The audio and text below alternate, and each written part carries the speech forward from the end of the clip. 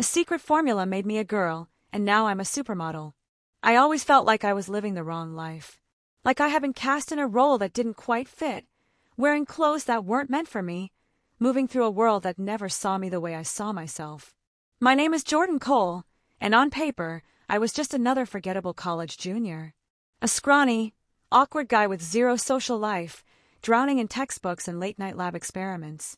If you asked my classmates about me, they'd probably struggle to recall a single thing beyond the fact that I always sat in the back, scribbling notes and avoiding eye contact. I wasn't a loser, exactly, just invisible. I spent most of my time in the university lab, working under the sharp-eyed, brilliant Dr. Langley.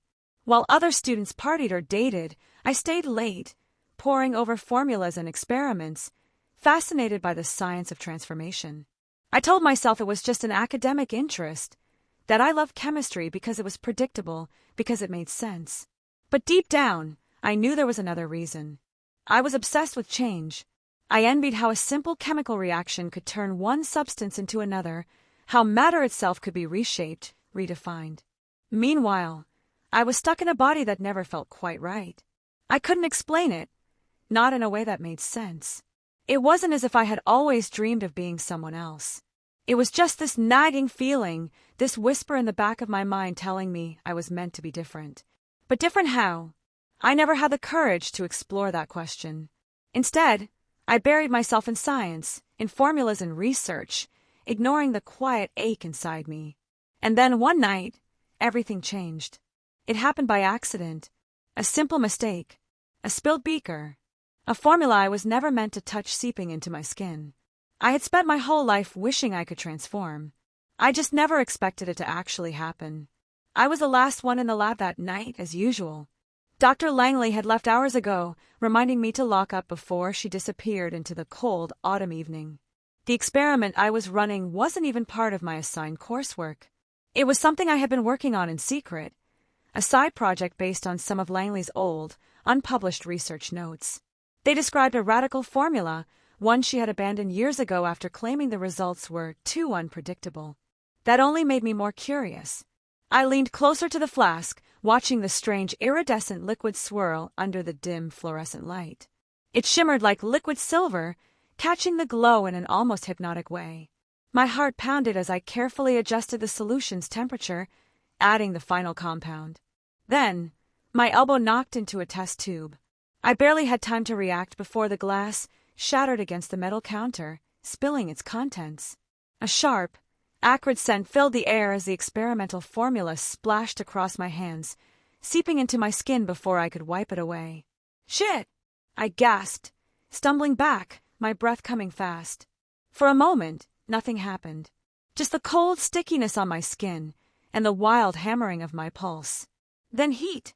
A wave of warmth rippled through my fingers, crawling up my arms, spreading like an electric current through my veins.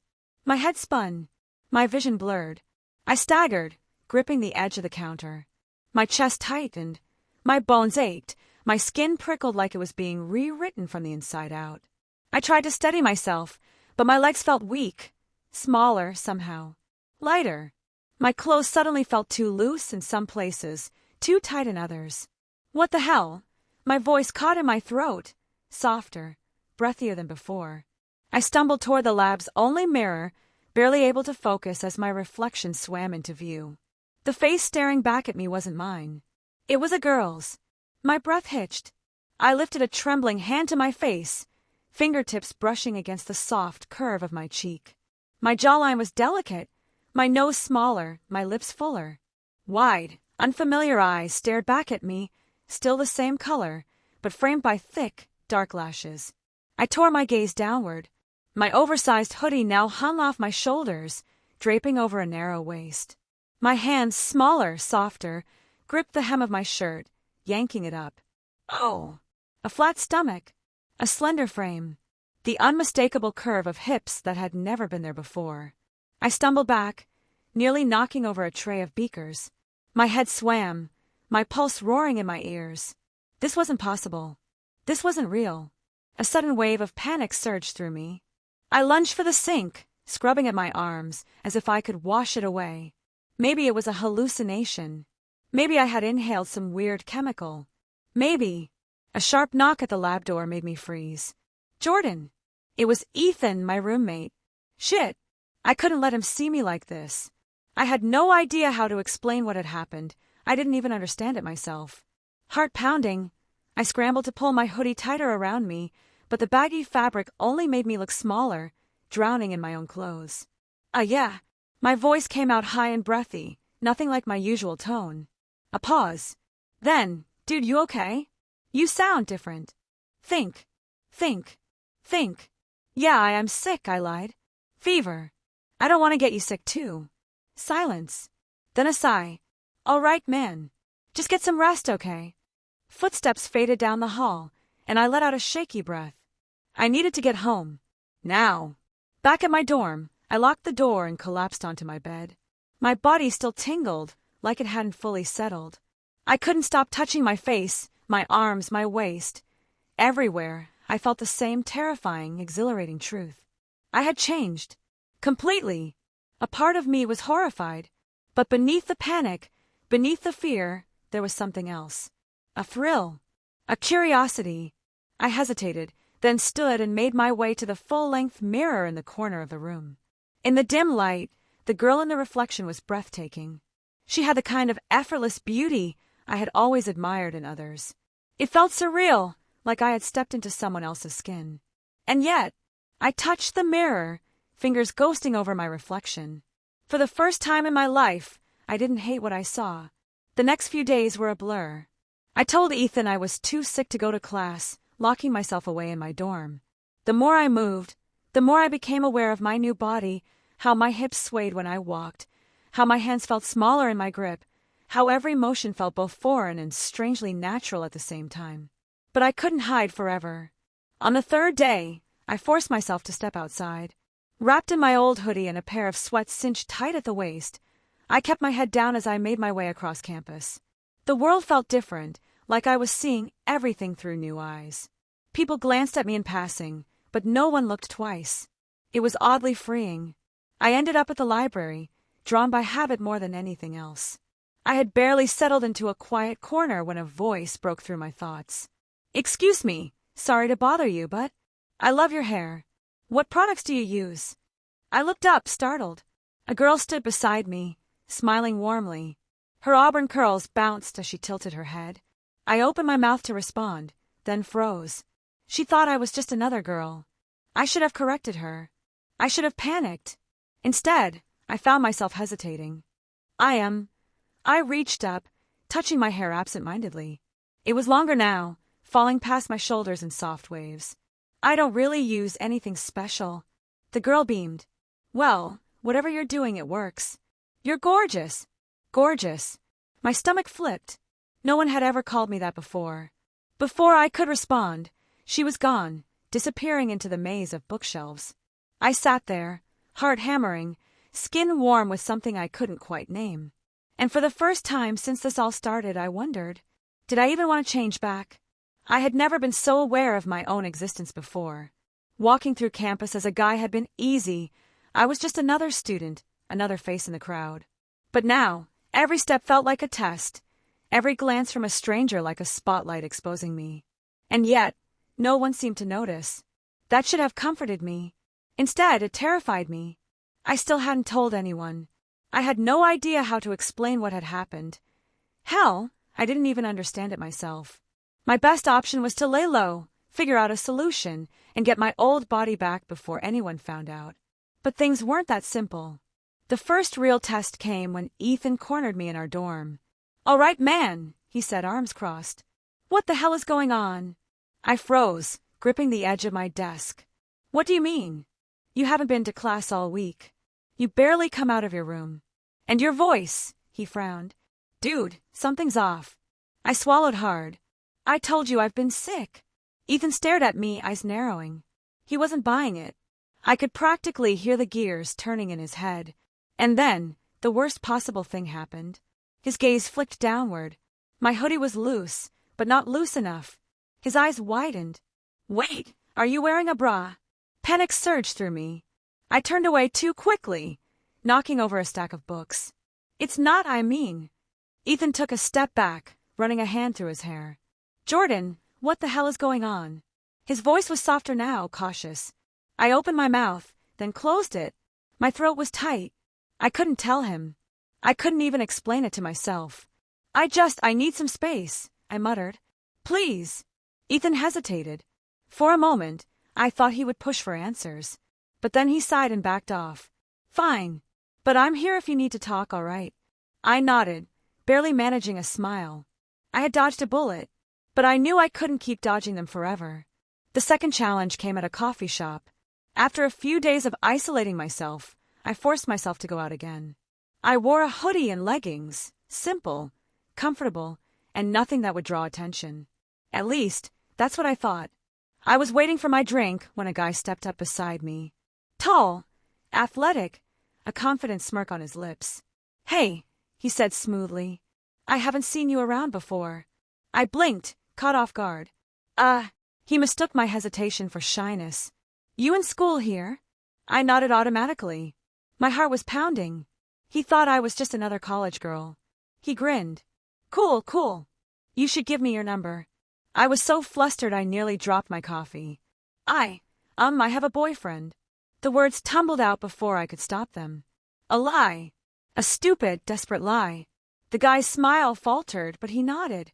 All right. See you around, beautiful. I practically bolted out of the shop. My hands were shaking. This was getting out of control.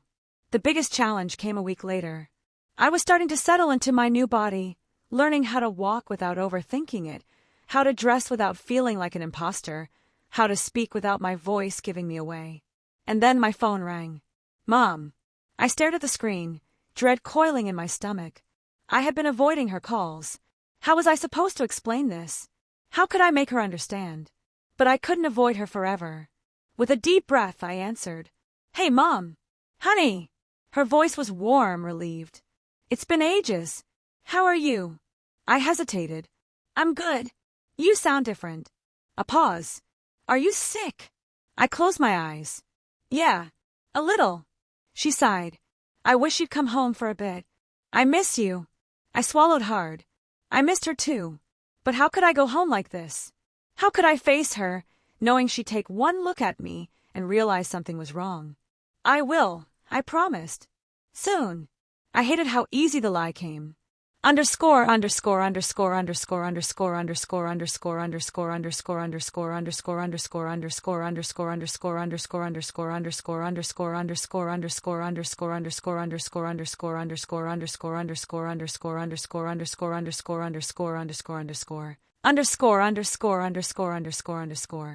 That night, I lay in bed, staring at the ceiling. Everything was getting harder. The lies, the secrecy, the constant fear of being caught. And yet, I wasn't sure I wanted to go back. And that was the scariest part of all. The moment of truth came on a Friday night. It wasn't planned. It wasn't some grand revelation. It just happened. I was staring at my reflection in the mirror, the dim light of my dorm casting soft shadows over my face. For days, I had been living in this in-between space. Half Jordan, half someone else. Never fully one or the other. I had spent too long hiding, too long afraid to step into the light. But that night, something inside me shifted. I reached for the makeup bag I had stuffed in my drawer, the one I had barely dared to touch. My fingers trembled as I unscrewed a tube of lipstick, a soft rose shade Annabelle had once told me would suit my complexion. I pressed it to my lips, hesitated, then swiped the color on. It felt right. Something clicked, like a puzzle piece sliding into place. I didn't stop there. I traced eyeliner along my lashes, added a touch of blush, brushed my hair into soft waves. Each motion was careful, deliberate, like I was painting a version of myself I had always known existed but had been too scared to see. When I finally stepped back, a girl stared back at me. Not a disguise, not a trick of the light. Me. A knock at the door made me jump. My heart leaped into my throat as I scrambled to wipe the makeup away. But then I stopped. No, I wasn't hiding anymore. I took a deep breath and opened the door. Ethan stood there, eyes widening as he took me in. He blinked, lips parting slightly, but no words came out. I braced myself for shock, for rejection, for confusion. Instead, He let out a slow breath. "Damn," he said. "You look good." My stomach flipped. You're not weirded out." He shrugged. "I mean, yeah, a little. But mostly, I'm just wondering why you've been hiding this." I laughed, soft, breathless, real. "Because I was scared." Ethan nodded, then grinned. "Well, I hate to break it to you, but you're kinda killing it." Something warm spread through me. Confidence, maybe. Relief. I stepped fully into the light, no longer afraid of who I was becoming. And for the first time, I felt free. The flashing lights, the hum of voices, the eyes. So many eyes, watching me. I stood at the edge of the runway, my heart pounding like a war drum against my ribs. The air was electric, thick with the scent of perfume and anticipation. Cameras clicked like whispers of doubt, but I had none left. Not anymore. I was here. I was her. The last few months had been a whirlwind. Photo shoots, magazine covers, whisper conversations behind the scenes. People speculating, wondering, asking, who is this new, mysterious model? Where did she come from? They didn't know the half of it. They didn't know that 6 months ago, I was Jordan, a boy who never quite fit into his own skin. They didn't know about the secret formula, about the long nights staring at the mirror, about the fear that had gripped me when I realized this wasn't just an experiment. This was real. I glanced at the audience, my eyes landing on Ethan. He sat in the front row, leaning forward, his gaze steady, unwavering. When our eyes met, he smiled, small, encouraging. It steadied me. The music swelled. The moment arrived. I stepped onto the runway. The world fell away. I walked, hips swaying, shoulders back, every movement effortless. My dress, a shimmering silver masterpiece, clung to my frame, flowing like liquid moonlight. The heels that once felt foreign now carried me with certainty. I was weightless. I was unstoppable. As I reached the end of the runway, I turned, pausing for the final pose. The crowd was silent for a breath. Then applause erupted, filling the air like a tidal wave. I felt it then, the moment of catharsis. Not just acceptance, not just confidence, belonging. I wasn't hiding anymore. I wasn't pretending. I was me. And the world saw me, not as an illusion, not as a mistake, but as something undeniable. I met Ethan's gaze one last time, and for the first time in my life, I didn't feel like an imposter. I felt like a star. 6 months after my first runway show, I stood in front of my apartment's floor-length mirror, brushing out my hair. The morning sun poured in through the window, casting a golden glow over everything. I'd barely recognized the person staring back at me, and that was a good thing. Not because she was different, because she was whole. Life had changed in ways I never could have imagined. Modeling had taken off faster than I could process. Campaigns, interviews, magazine covers. But beyond the glamour, beyond the flashing cameras, the real transformation had happened inside me. I no longer second-guessed every step. No longer hesitated when I introduced myself. I was her. Fully. The world had accepted me, but more importantly, I had accepted myself. A knock at the door pulled me from my thoughts. Ethan. He leaned casually against the frame, hands in his pockets, that familiar smirk playing on his lips. "You ready?" I nodded. "Yeah." We walked down the street together, the city buzzing with life around us. People passed by, some recognizing me, some not. But for the first time, I didn't care. I wasn't afraid of being seen. "So," Ethan said, glancing at me, "how does it feel?" I smiled, exhaling slowly, like I finally know where I belong. He chuckled. "Took you long enough." I nudged him playfully, but deep down I knew he was right. The journey had been long, messy, painful at times, but every step had led me here, to a life I never thought possible, to a version of myself I once feared but now embraced with open arms. To me. And for the first time, I wasn't just living. I was thriving. Life has a way of pushing us toward who we're meant to be, even when we resist, even when we're afraid.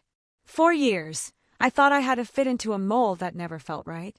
I thought happiness was something meant for other people, that self-acceptance was just a distant dream. But the truth is, we all have the power to redefine ourselves, to step beyond fear, to embrace what makes us different. My journey wasn't just about becoming a model or changing how the world saw me. It was about seeing myself clearly, unapologetically. No matter who you are, no matter what you're struggling with, you deserve to be seen, to be loved, and to be yourself. Because the most beautiful version of you is the one that's real. And once you embrace that, the world will follow.